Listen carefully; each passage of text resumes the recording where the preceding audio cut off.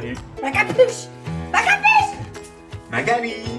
Magali, qu'est-ce que tu fais? Magali, qu'est-ce que tu fais? Bon, on est content de vous retrouver aujourd'hui. Ouais, c'est nouvelle cool. semaine. Vous nous avez pas vu la semaine dernière? Non. Faut qu'on vous explique un peu, qu'on s'excuse surtout. Ouais, on n'était pas dans le bon mood, on a eu des petits problèmes avec des fuites. Et du coup, on n'a pas avancé pareil, on a moins filmé surtout. Et avec la toiture, tout ça, ça me trottait dans la tête et clairement, j'avais la flemme de travailler et en même temps faire toutes les vidéos, tout ça, mettre les roches, c'était chiant.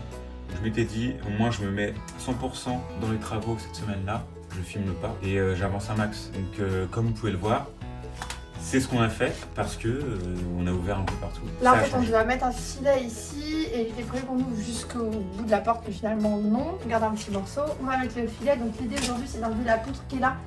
Et avec sa petite sœur que tu as déjà enlevée, on les met sur les côtés, on les fixe bien pour sceller le filet après dedans. Et surtout, le plus gros du chantier aujourd'hui, ça se passe derrière nous, c'est qu'on va changer la porte. On va changer la porte donc aujourd'hui parce que celle-ci, elle est clairement nulle à chier.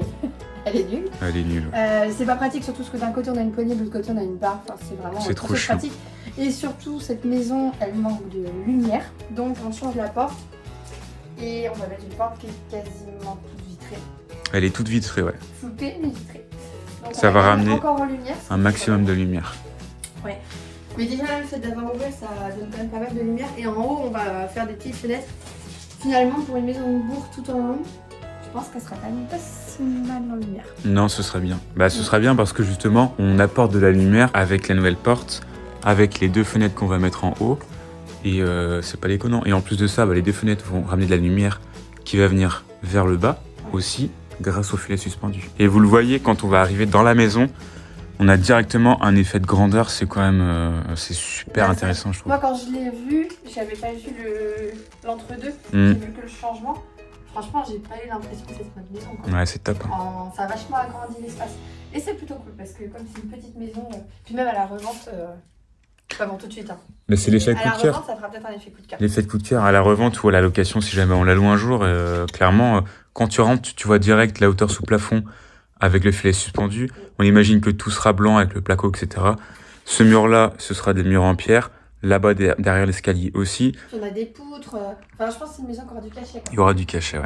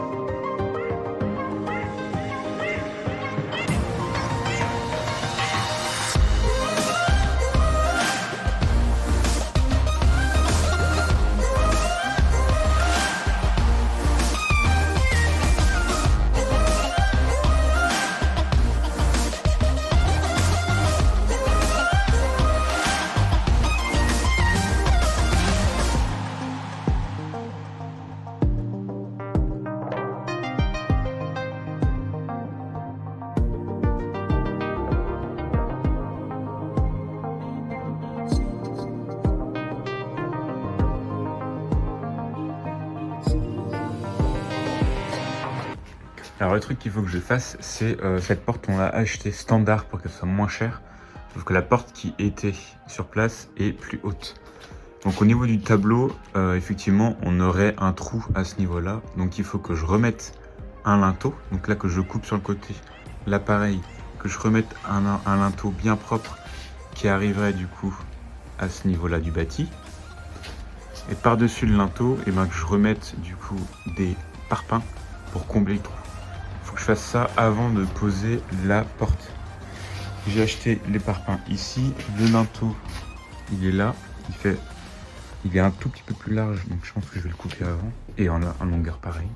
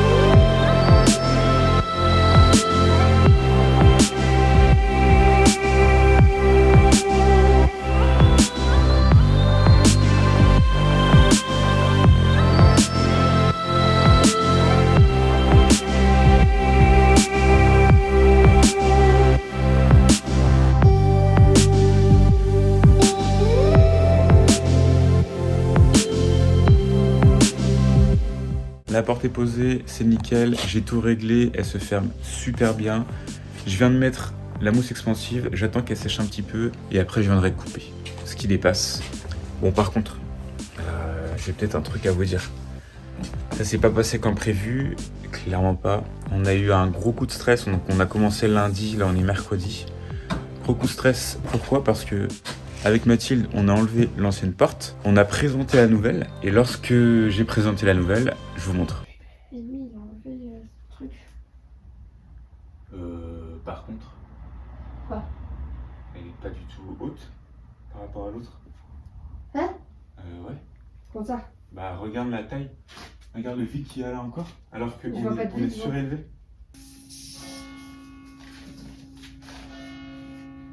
Bah, jusqu'en bas, on a 215 quoi. Donc 237, il y avait un 31. Donc tu vois un peu la tête que j'ai fait quand j'ai compris que la porte était trop basse d'une vingtaine de centimètres. J'ai eu peur, clairement. Clairement j'ai eu peur. Grosse panique tous les deux. On savait plus quoi faire. On a enlevé la porte, j'ai repris les cotes, etc. Mais clairement, c'était de ma faute. Quand j'ai acheté la porte, bah, j'ai mal donné les cotes et j'ai mal pris les cotes surtout. Mais donc on a bien mis une bonne journée et demie à réfléchir comment faire. On a essayé de trouver une solution. Et du coup j'ai réfléchi à comment faire. Et clairement, en conduisant, je me suis dit putain, mais pourquoi pas mettre un linteau, remettre un linteau sur le renfort à droite et à gauche. Et par-dessus, remettre des parpaings tout simplement. Le linteau ça coûte que dalle. Le parpaing c'est quoi? 40 centimes le parpaing. J'en ai utilisé 2. Enfin, donc j'ai fait ça du coup hier. Ça marche super bien. J'ai été super surpris de la facilité du truc, donc ça c'est bien. Et après j'ai pu poser la porte. Mais que de galères. Et clairement, bah là c'est encore de notre faute, hein, parce que bah, là c'est moi. J'ai mal pris les cotes, mais c'est comme ça. Au moins on trouve des solutions et on y arrive. Tu vois, je pensais poser la porte en une demi-journée. J'ai mis 2 jours et demi. Ouais, 2 jours et demi, je sais c'est beaucoup, mais au moins les poser, c'est propre, c'est cool. Bon, maintenant que la porte est faite, c'est fini. J'ai mis tout ce qui est joint autour avec la mousse expansive, etc. C'est propre. Je vais m'attaquer, enfin je vais continuer le petit espace pour le fil à suspendu. Ce que j'avais fait, c'est que du coup, j'avais enlevé l'OSB à ce niveau-là. Par contre, celle-là, on enlève. J'avais commencé à enlever celle-ci qui est en dessous, tout en dessous là. Celle-là, je l'enlève et du coup, celle-là, je vais la prendre pour la mettre contre ce mur-là. Je vais venir la fixer avec du scellement chimique. Et celle que j'ai enlevée l'autre jour, qui est par terre, je vais la mettre ici contre ce mur-là. Et pareil, je vais la fixer avec du scellement chimique. Des grosses chevilles bien comme il faut pour que ça ne bouge pas du tout. Et ça donnera du coup le contour pour le filet suspendu. Et là, comme ça, quand on va rentrer dans la maison, boum, on aura directement la hauteur sous plafond avec bien entendu le filet suspendu ici. Mais il sera blanc. Il va continuer à ramener de la lumière. Donc je fais ça tranquillement. Comme je suis tout seul, ça va être un peu long parce que du coup, il faut que je fasse petit à petit les découpes pour pas que ça tombe d'un coup. Mais ça va le faire, ça va le faire.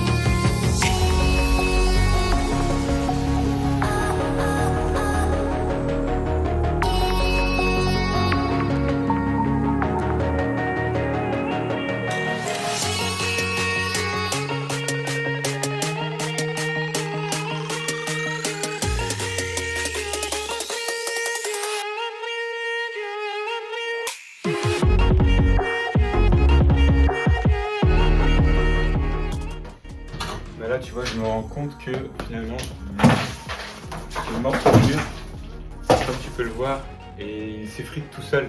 Clairement, je peux pas mettre une poutre dessus avec le filet suspendu qui va être maintenu par ça. C'est mort. Ça fait chier, c'est du boulot en plus parce que je vais devoir tout casser et refaire ça propre en béton armé. Donc ça va prendre du temps, mais bon.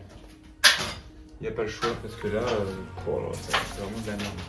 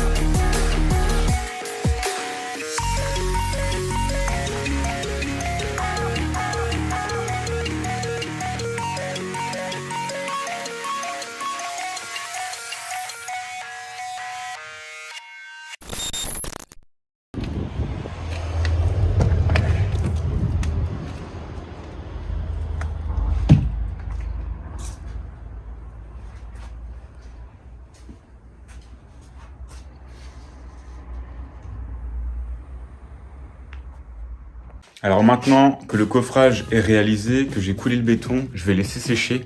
Et pendant ce temps-là, je vais pouvoir continuer à railler. Donc on peut le voir de ce côté, c'est raillé. Sauf que les rails autour de la cheminée sont pas super bien posés. Donc je vais les reposer. Par exemple, ici, ce rail-là, je vais le décaler pour qu'il soit vraiment à fleur de la paroi. De l'autre côté, pareil, je les décale pour que ce soit vraiment à fleur. Pour qu'à l'intérieur de la paroi de la cheminée, je puisse coller un BA13 au map.